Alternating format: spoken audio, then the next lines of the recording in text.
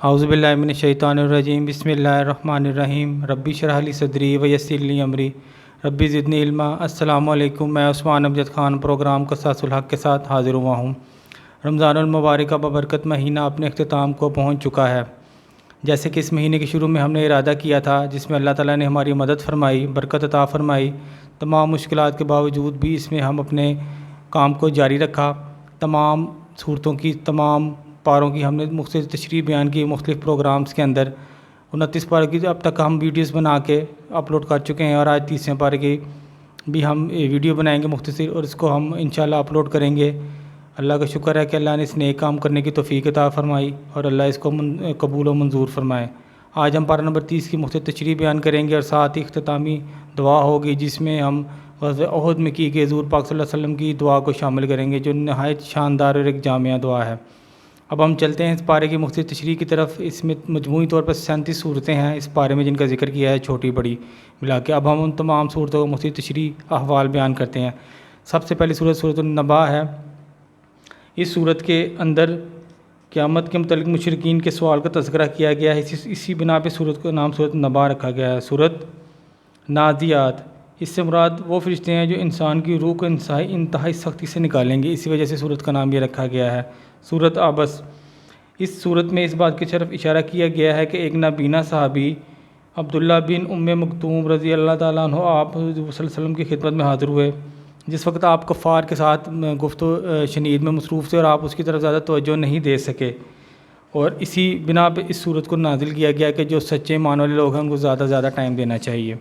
سورۃ التکویر ہے، اس میں سورج کو لپیٹ دینے کا ذکر کیا گیا ہے اور قیامت کا منظر بیان کیا گیا ہے۔ سورۃ الانطفاء، اس میں پھٹ جانے، اس کے معنی ہے پھٹ جانا، قیامت کے دن آسمان کے ریزہ ریزہ ہو جانے کا ذکر اس میں بیان کیا گیا ہے۔ سورۃ المطففین، اس میں ناپ طور میں کمی کرنے والے کی سزا کو بتایا گیا، اور اللہ تعالیٰ نے انہیں عذاب الہی سے ڈرایا ہے۔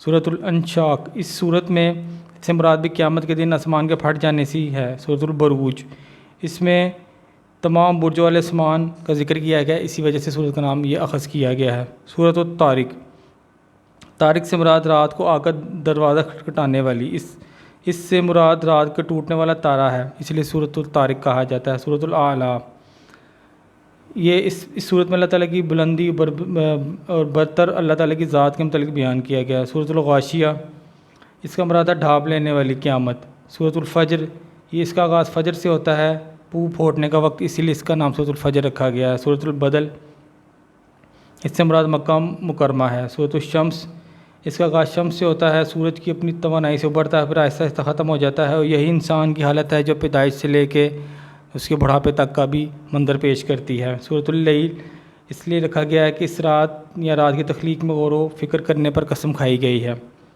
سورۃ الضحیٰ، اس کا وقت ہے چاش کا وقت، جب سورج کافی چڑھ کر اونچا ہو جائے۔ الم نشرح، اللہ تعالیٰ نے سورت کی پہلی آیت میں نبی کریم صلی اللہ علیہ وآلہ وسلم کو خطاب کرتے ہوئے فرمایا، الم نشرح اللہ کا صدرک، کیا ہم نے اسلام کے لیے آپ کا سینہ نہیں کھول دیا۔ سورۃ التین، اس سے مراد انجیر ہے، اس میں انجیر کا ذکر ہے اور دوسری نعمتوں کا ذکر بھی ہے۔ سورۃ القدر، سورۃ القدر انتہائی قدر و منزلت بیان کی گئی ہے اس ليلۃ القدر کی رات کی، جو رمضان کے آخری عشرے میں ہوتی ہے، اس لیے اس کا نام سورۃ القدر رکھا گیا ہے۔ سورۃ البینات، اس کا مطلب ہے واضح اور روشن دلیل۔ آپ صلی اللہ علیہ وسلم کی بات سے قبل اہل کتاب مشرکین اس انتظار میں تھے کہ ایک نبی روشن دلیل کی صورت میں ان کے پاس آئے اور وہ اس پہ ایمان لا کر مخالفین سے انتقام لے، لیکن وہ نبی کے آنے کے باوجود باطل پر بدستور قائم رہے۔ سورۃ الزلزال، اس سے مراد سخت جھٹکے دینے والی زور سے ہلنا ہے۔ اس صورت میں اس بات کی طرف اشارہ کیا گیا ہے کہ قیامت کے دن زمین کو انتہائی شدید زلزلوں کی وجہ سے اپنے اندر کی تمام چیزوں کو باہر نکال دے گی۔ سورۃ العادیات، اس سے مراد مجاہدین کے وہ گھوڑے ہیں جو گرد غبار اڑاتے ہیں، یعنی تیز رفتار سے دشمنوں کی صف میں داخل ہو کے ان کو تہ و تیہ کر دیتے ہیں۔ سورۃ القاریہ، اس کا معنی بھی دستخط دینا ہے، اس سے مراد قیامت کے، اس صورت میں قیامت کو انتہائی اختصار کے ساتھ قیامت کے منظر کو بیان کیا گیا ہے۔ سورۃ التکاثر، اس میں مال کی کثرت کو جمع کرنا کی طرف اشارہ کیا گیا ہے کہ انسان ہمیشہ مال و دولت کے مقابلے کی کرنے کی وجہ سے اپنے اصل مقصد کو فراموش کر دیتا ہے۔ سورۃ العصر، عصر سے مراد عصر یا زمانہ ہے یا ٹائم ہے، اور اس میں اشارہ کیا گیا کہ ہمیشہ وہی قوم کامیاب ہوتی ہے جو ایمان لائے، عمل صالح کرے، دوسروں کو حق سچی بات کی نصیحت کرے۔ سورۃ الحمزہ، اس سے مراد ہے دوسروں کی عزت کم کرنے کے لیے تہمت لگانا، الزام لگانے والا اور غیبت کرنے والے کو سخت سزا اور وعید سنائی گئی ہے۔ سورۃ الفیل، اس صورت میں صحاب الفیل یمن کے عیسائی حکمران ابرہہ کا واقعہ بیان کیا گیا ہے جو لشکر جرار لے کر بیت اللہ کو گرانے کے ارادے سے آیا تو اللہ نے چھوٹے چھوٹے فرشتوں کے ذریعے اس کو تباہ و برباد کر دیا۔ سورۃ القریش، نبی کریم صلی اللہ علیہ وآلہ وسلم کا تعلق خاندان قریش سے تھا۔ ابتدا میں آپ کے خاندان قریش نے آپ کی مخالفت کی تو اس صورت میں ان لوگوں کو اللہ تعالیٰ نے انعامات یاد کروائے جو اللہ تعالیٰ نے ان کے اوپر کیے تھے۔ سورۃ الماعون، اس سے مراد معمولی اشیاء ہیں۔ اس صورت میں معمولی اشیاء کو رعایت نہ دینے پر مذمت کی گئی ہے۔ اس طرف اشارہ کیا گیا ہے کہ معمولی اشیاء کی قربانی نہیں دے سکتا، وہ بڑی چیزوں کی قربانی کیسے دے گا۔ سورۃ الکوثر، اس نبی کریم، اس حوض کوثر کا ذکر ہے جو نبی کریم کو قیامت کے دن عطا کیا جائے گا اور آپ صلی اللہ علیہ وسلم اسے اپنے ماننے والوں کو اپنے دست مبارک سے جام پلائیں گے، اسی لیے اس کا نام سورہ کوثر رکھا گیا ہے۔ سورۃ الکافرون، کافروں نے ایک بار نبی کریم صلی اللہ علیہ وآلہ وسلم کو پیشکش کی کہ آپ ہمارے معبودوں کی مخالفت نہ کیا کریں، کچھ لو اور کچھ دو والا طریقہ اپنا لیں، تو اس پر کفار کو واضح طور پر بتا دیا گیا کہ جس کی تم عبادت کرتے ہو میں ایسی عبادت نہیں کر سکتا۔ سورۃ النصر، اس صورت میں اذا جاء نصر اللہ والفتح سے سٹارٹ ہوا ہے۔ اللہ نے نصرت کی تائید اور اشاعت اسلام کی خبر دی ہے، اسی لیے صورت کا نام سورۃ النصر رکھا گیا۔ سورۃ اللہب، اس صورت میں ابو لہب کی ہلاکت و بربادی کی پیشگوئی کی گئی ہے۔ ابو لہب نبی کریم صلی اللہ علیہ وآلہ وسلم کا چاچا تھا جس کا نام عبد العزیٰ تھا۔ اس کا رخسار رنگ آگ کی شعلوں کی طرح تھے، اسی وجہ سے ان کو ابو لہب کہا جاتا تھا۔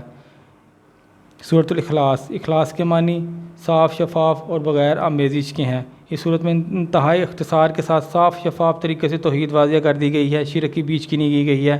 اس کے بہت زیادہ فضائل ہیں، اس کا پڑھنا بہت زیادہ اثر رکھتا ہے اور امر رکھتا ہے۔ سورۃ الفلق، اس میں اللہ تعالیٰ نے فلق یعنی صبح کے وقت کی متعلق بتایا گیا ہے کہ اندھیروں کو پھاڑ کر صبح لانے والے رب سے پناہ طلب کرو جو ہر شر سے انسان کو ظلمت کے اندھیروں کی طرف لے جائے گا۔ سورۃ موعظتین بھی اس کو کہا جاتا ہے۔ سورۃ الناس، اس کی پہلی آیت قل اعوذ بالناس، اس نام سے اخذ کیا گیا سورت کو۔ اس میں تلقین گئی ہے کہ اپنے رب کی پناہ طلب کرو، دلوں میں برے خیالات ڈالنے والے شر سے محفوظ رہو۔ یہ تین صورتوں کی بہت زیادہ اہمیت بیان کی گئی ہے۔ ہر طرح کے جادو ٹونے، نظر بد، وہم، شیطان سے بچنے کے لیے ان صورتوں کا پڑھنا بہت زیادہ ضروری ہے۔ اب نیکسٹ ویڈیو میں جب ہم بنائیں گے قرآن مجید کی تعلیمات کے متعلق، تفسیر کے متعلق، اس میں ہم چھوٹا چھوٹا جو ہم اس میں بیان کریں گے اس کو مکمل تشریح کے ساتھ صورتوں کو، آیات کی مکمل تشریح کرنے کی کوشش کریں گے۔ اللہ تعالیٰ سے منظور و مقبول فرمائے۔ اب ہم چلتے ہیں ختم قرآن کی دعا کی طرف۔ اللہ تعالیٰ کا لاکھ لاکھ شکر ہے جس نے اس نیک کام کرنے کی ہماری ہدایت دی اور مدد فرمائی اور ہم نے یہ نیک کام کو مکمل کیا اور اس کی اشاعت کی۔ بسم اللہ الرحمن الرحیم۔ اللہم عنس وحشتی فی قبری، اللہم ارحمنی بالقرآن العظیم واجعلہ لی اماما ونورا وہدی ورحمتا، اللہم ذکرنی منہ ما نسیت وعلمنی منہ ما جہلت ورزقنی تلاوتہ آناء اللیل والنہار واجعلہ لی حجتا یا رب العالمین۔ یا اللہ پاک تیرا لاکھ لاکھ شکر ہے تو نے یہ نیک کام کرنے کی ہمیں توفیق عطا فرمائی۔ اب ہم چلتے ہیں اس خطبے کی طرف جو نبی کریم صلی اللہ علیہ وآلہ وسلم نے احد کے موقع پہ پڑھا، نہایت عظیم و قریب۔ اب اس کے طرف چلتے ہیں۔ اعوذ باللہ من الشیطان الرجیم، بسم اللہ الرحمن الرحیم، الحمدللہ رب العالمین الرحمن الرحیم مالک یوم الدین، ایاک نعبد و ایاک نستعین، اہدنا الصراط المستقیم صراط الذین انعمت علیہم غیر المغضوب علیہم ولا الضالین، آمین۔ اللہم صلی علی محمد وعلی آل محمد کما صلیت علی ابراہیم وعلی آل ابراہیم انک حمید مجید، اللہم بارک علی محمد وعلی آل محمد کما بارکت علی ابراہیم وعلی آل ابراہیم انک حمید مجید، رب اجعلنی مقیم الصلاۃ من ذریتی ربنا وتقبل دعاء، ربنا اغفر لی ولوالدی وللمؤمنین یوم یقوم الحساب، ربنا آتنا فی الدنیا حسنۃ وفی الآخرۃ حسنۃ وقنا عذاب النار، رب اغفر لی ورحمنی واجبرنی وراحمنی وعافنی ورزقنی، رب زدنی علما، رب زدنی علما، رب زدنی علما، رب اغفر لی، رب اغفر لی، رب اغفر لی، اللہم انی اسألک جنۃ الفردوس، اللہم انی اسألک جنۃ الفردوس، اللہم انی اسألک جنۃ الفردوس۔ بسم اللہ الرحمن الرحیم۔ اے اللہ تیرے لیے ہی ساری حمد ہے۔ اے اللہ جس چیز کو تو کشادہ کر دے اسے کوئی تنگ نہیں کر سکتا، اور جس چیز کو تو تنگ کر دے اسے کوئی کشادگی نہیں دے سکتا۔ جس شخص کو تو گمراہ کر دے اس سے کوئی ہدایت نہیں دے سکتا، جس شخص کو تو ہدایت دے دے اس سے کوئی گمراہ نہیں کر سکتا، جس چیز کو تو روک دے اس سے کوئی دے نہیں سکتا، اور جو چیز تو دے دے اس سے کوئی روک نہیں سکتا، جس چیز کو تو دور کر دے اس سے کوئی قریب نہیں کر سکتا، اور جس چیز کو تو قریب کر دے اس سے کوئی دور نہیں کر سکتا۔ اے اللہ ہمارے اوپر اپنی برکت رحمت فضل و رزق پھیلا دے۔ اے اللہ میں تجھ سے برقرار رہنے والی نعمتوں کو سوال کرتا ہوں جو نہ ٹلے نہ ختم ہو۔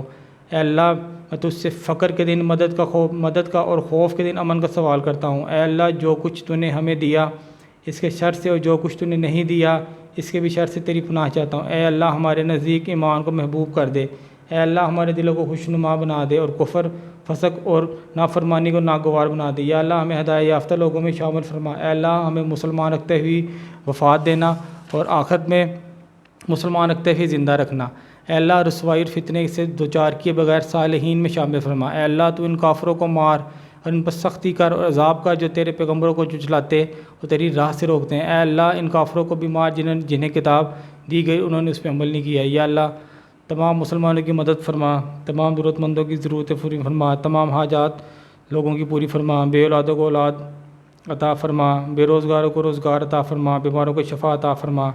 یا اللہ ہم تیرے سے جو مانگ سکے وہ عطا فرما، جو نہیں مانگ سکے اس کو بھی عطا فرما۔ یا اللہ ہماری حفاظت فرما، ہماری اولاد کی، ہماری ازواج کی، والدین کی، بہن بھائیوں کی، تمام مسلمانوں کی، امت مسلمہ کی، تمام وہ مسلمان جو اپنے اپنے ملکوں میں کافروں کے زیر اثر مشکلات کا شکار ہیں۔ یا اللہ ان سب کی مدد فرما، ان سب کا تو یا اللہ حامی و ناصر ہے، تو ہی مدد فرمانے والا ہے۔ تمام وباؤں سے، بیماریوں سے، فقر سے، پریشانیوں سے مسلمانوں کو محفوظ فرما، درگزر فرما، گناہ معاف فرما، تمام مسلمین کے گناہ معاف فرما۔ یا اللہ ہم پہ رحم فرما، کرم فرما۔ اللہم صلی علی محمد وعلی آل محمد کما صلیت علی ابراہیم وعلی آل ابراہیم انک حمید مجید۔